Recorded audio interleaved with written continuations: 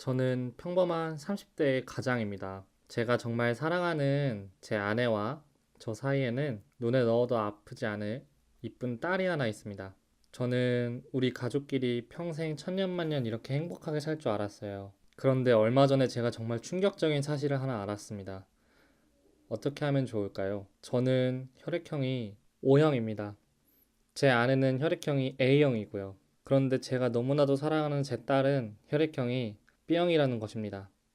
처음에는 결과지를 받아보고 났을 때 두 눈을 의심했어요.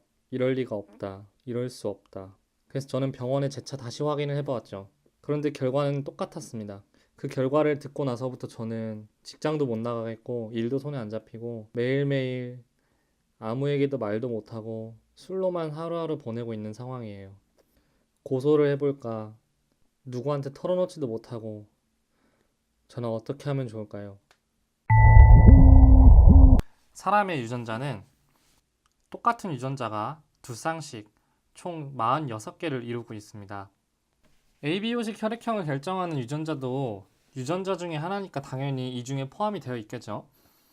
근데 흔히들 아시다시피 A형 같은 경우에는 두 개의 유전자가 AO이거나 또는 AA일 때 A형이라고 표현하게 되고, B형인 사람은 BO 또는 BB의 유전자를 갖고 있을 때 B형이라고 표현하게 되고, O형은 아무것도 없을 때, AB형은 A와 B를 동시에 가질 때 AB형이라고 부르게 됩니다.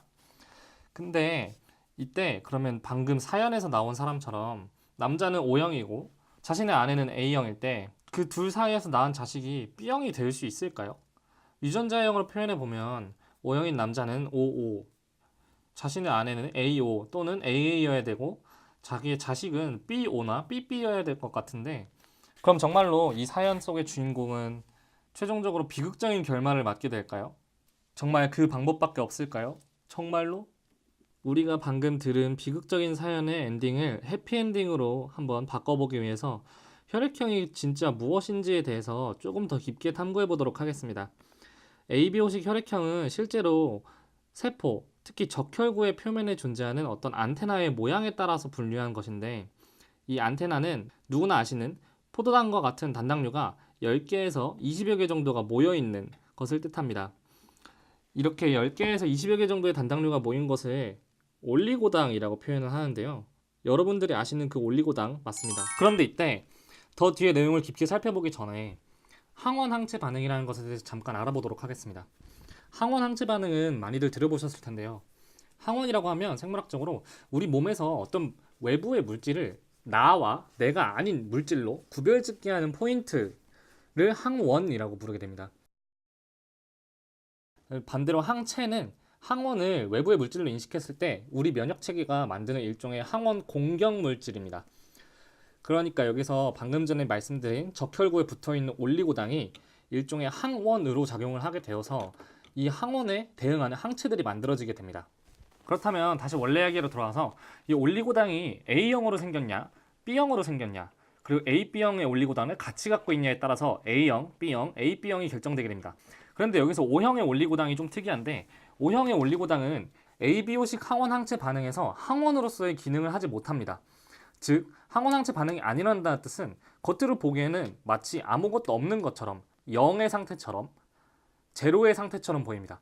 그래서 O형 올리고당의 O자는 없다라는 제로의 뜻의 O라고 보시면 될 것 같습니다. 그런데 이 올리고당 안테나를 적혈구역 표면에 연결을 시켜주는 연결고리가 하나 필요하게 됩니다. 연결고리를 결정하는 유전자가 따로 존재한다는 말인데, 이 연결고리 유전자를 생물학에서는 흔히 H로 표현을 합니다.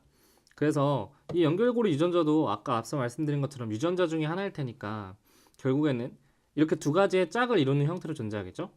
그런데 여기서 대문자 H를 갖고 있는 대문자 HH 또는 대문자 H와 소문자 H, 이 두 가지의 형태의 사람은 대문자가 있으니까, 연결고리가 있으니까 안테나를 적혈구한테 붙여줄 수 있겠죠. 근데 만약에 연결고리를 만들 수 있는 능력이 없다, 그러면 A와 B형의 안테나를 적혈구의 표면에 연결을 할 수가 없고, 연결을 못하니까 적혈구의 표면에 아무것도 없겠죠. 그러면 결국에는 안테나는 만들었지만 적혈구의 표면에 붙이지 못했기 때문에 표면에 아무것도 없는 적혈구는 O형을 뜻하게 됩니다. 방금 전에 말씀드린 것처럼 적혈구의 표면에 아무것도 없으면 항원 항체 반응이 일어나지 않을 것이고, 항원 항체 반응이 일어나지 않으면 ABO식 혈액형에서 O형으로 분류를 하게 됩니다. 그러니까 연결고리를 만들 수 없는 사람은 A형, B형의 안테나는 만들었지만 결국에는 반응을 시켜서 검출해보면 O형으로 보이게 된다는 것이죠. 그럼 다시 사연으로 돌아와서 O형인 남자와 A형인 여자 사이에서 B형인 딸이 태어날 수 있는지 한번 알아보도록 하겠습니다. 앞에서 공부했던 지식들을 기반으로 한번 스토리를 짜봤을 때 남자가 연결고리를 만드는 유전자가 없던 거죠. 그럼 남자는 실제로 유전적으로 B형일 수 있잖아요. 그래서 B5거나 BB일 수 있겠죠. 근데 이때 여자는 연결고리를 만드는 유전자가 있었던 거야. 그래서 일반적인 우리가 생각하는 ABO식 혈액형처럼 A5형의 유전자를 갖는 사람이었던 거죠. 그럼 이렇게 됐을 때 자식한테는 엄마한테서 온 연결고리 유전자가 하나 남으니까 자기 자식은 연결고리를 만들 수 있는 사람이면서 아빠한테서 온 B형 유전자까지 같이 갖고 있어서 결국에는 표면적으로 B형인 딸이 태어날 수 있게 됩니다. 와! 결국엔 해피엔딩인 거죠. 실제로 이 현상이 나타난 사람들을 봄베이 페노타입이라고 부르게 되는데요. 유럽 같은 지역에서는 100만 명당 1명? 거의 없는 거죠. 근데 인도의 일부 지역에서는 이 현상이 좀 되게 많이 나타나는 지역이 있다고 하는데, 그 지역 같은 경우에는 10,000명당 1명 정도로 나타난다고 합니다. 10,000명당 1명이면 그래도 어느 정도는 좀 유의하게 높은 수치라고 할 수 있겠죠. 근데 우리나라 같은 경우에 사실 우리가 걱정할 건 아닌 것 같아요. 우리나라에서는 별로 흔하지 않은 것 같고, 이 소재는 사실 미국 드라마나 아니면은 영화들에서 꽤 많이 생각보다 다뤄졌던 소재긴 한데, RH-형인 사람이 우리나라에 별로 없는 것처럼 유럽에는 조금 그래도 많다고 하는데, RH- 혈액형을 갖고 있는 사람들처럼 이게 어떻게 보면 문제가 될 수 있는 게, 이렇게 연결고리를 만들 수 있는 유전자가 없는 사람들은 연결고리를 만들 줄 모르는 사람들끼리만 수혈이 가능하다고 합니다. 항원 항체 반응 때문에 그런데요.